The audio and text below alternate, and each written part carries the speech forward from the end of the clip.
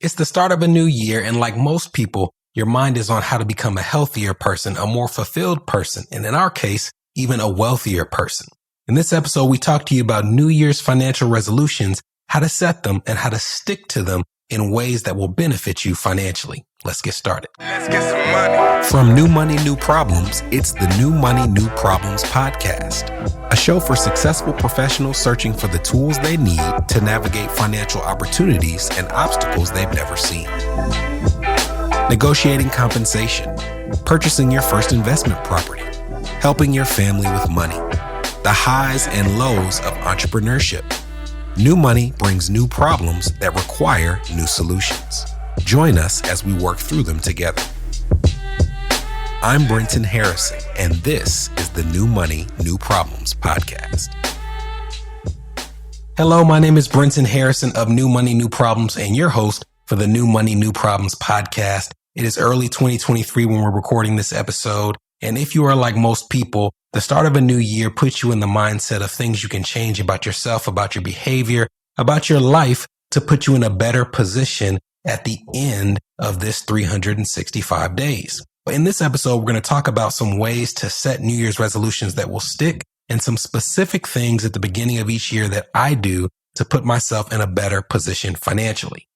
This is my 14th year in financial services, and the benefit of being in this industry for so long is that you get to see a number of different financial circumstances. And one of the things I've noticed in observing all of these different situations is that there's a radical difference between trying to implement changes that take into account how you live your life and trying to implement changes that change the way you live your life. Because it's very hard to change the way that you're intrinsically wired to address your finances.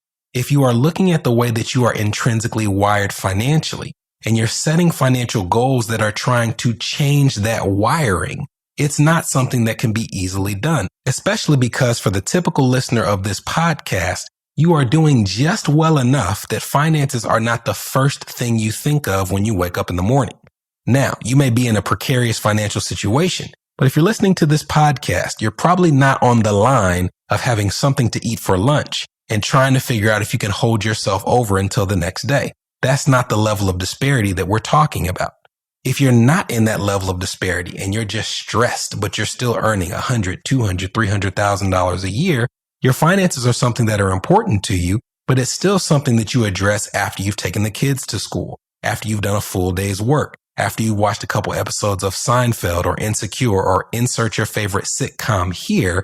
And when you're trying to radically change your wiring for something that's on the periphery, it's unlikely to last for a long period of time. So when it comes to setting financial New Year's resolutions, automation is the key to making sure that our behavior is not the impediment to the wealth building process. And there's a number of things that you can put in place to make sure that even when you're not paying attention to what's going on with your money, there's something going on in the background where that if a problem arises, you can be notified and address it when it has your pressing attention. Using automation to your benefit could be something as simple as setting up an automatic transfer from your checking account to your savings account. But rather than having some huge goal, maybe attacking something smaller.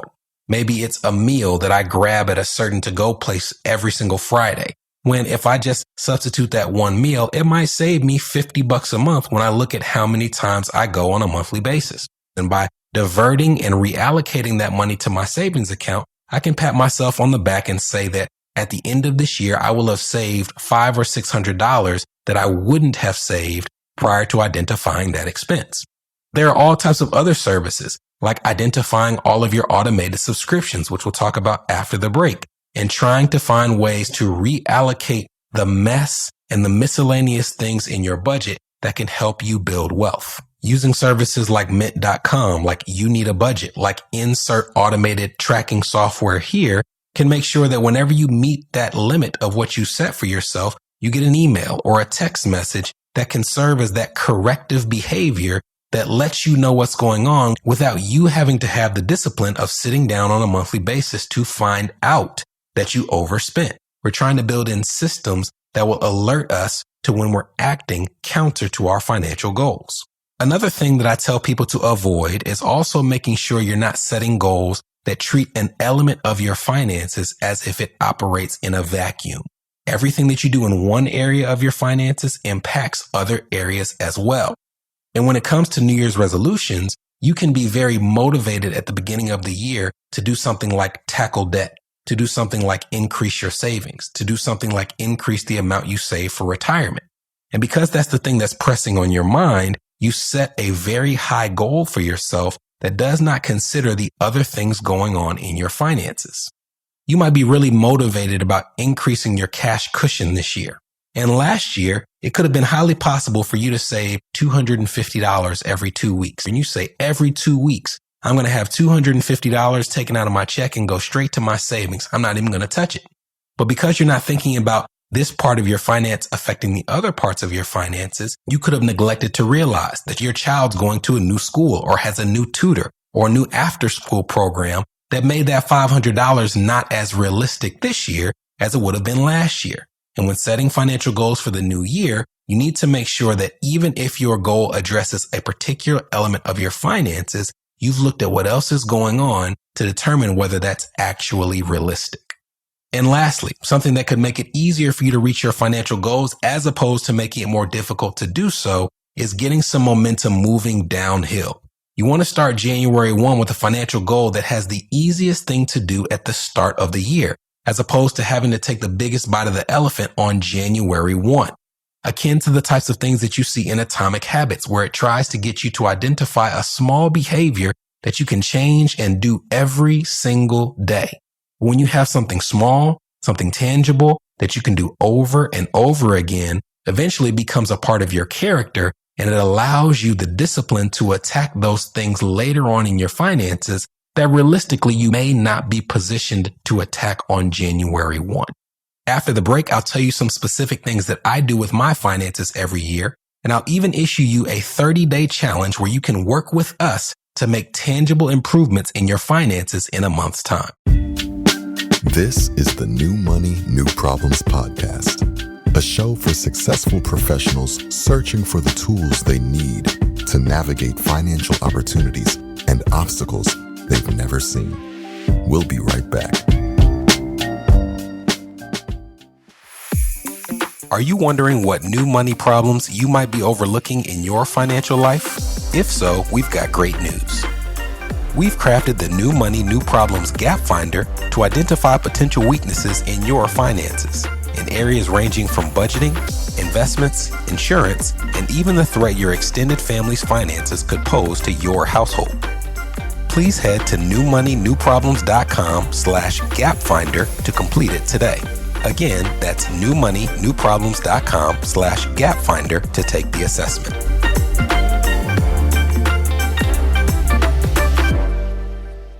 You're listening to the New Money, New Problems podcast. Subscribe now at newmoneynewproblems.com. Welcome back.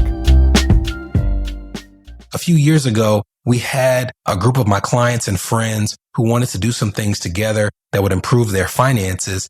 And it led me to create something called the 30 Money Moves Challenge. And the 30 Money Moves Challenge is a 30-day challenge where every single day you get a video from me that gives you a challenge for that day, a money move for that day. It's designed to take less than 30 minutes every single day, and it addresses various parts of your finances, such as budgeting, such as insurance, such as student loans, such as your retirement planning, even estate planning. And we believe that by breaking it up into bite-sized bits, you can have some tangible progress in a way that doesn't overwhelm you all at once. And some of the things I'm going to share with you now are challenges from that program that I do myself as a way to clean up my financial junk each year. The first is every single year, I go through the process of identifying any bill that is auto-drafted from my account. Now, like everybody else, there's things that are auto-drafted like gas or electricity and utilities, but there's also things that I sign up for every year and don't pay that much attention to. Maybe I signed up for Apple Plus because I wanted to watch the morning show, or something that's a larger expense like an insurance payment, where by identifying it and figuring out how much it is, it might spur you to do some shopping and seeing if there's better things out there. I do this process manually. For some reason, it gives me some peace and satisfaction by marking it out with a highlighter. But we'll put some in the show notes, companies who will do it for you. They'll comb through your expenses and they'll identify all of those auto-debited payments and many of them also have budgeting features that will notify you when you overspend in key categories. The next thing I do each year is I identify a safe physical and digital location to keep my important financial and family documents. These are things like my son's medical records, maybe my last will and testament, insurance policies, anything that I want to make sure that I or my family can find in a pinch. I want to make sure that every single year I know how I can access it, but I also include a physical location like a safe where I know where the key is. I know what the location is. My wife knows where the key is. She knows where the location is, so that if something were to happen to me, there's a centralized place where everything that's important can be found.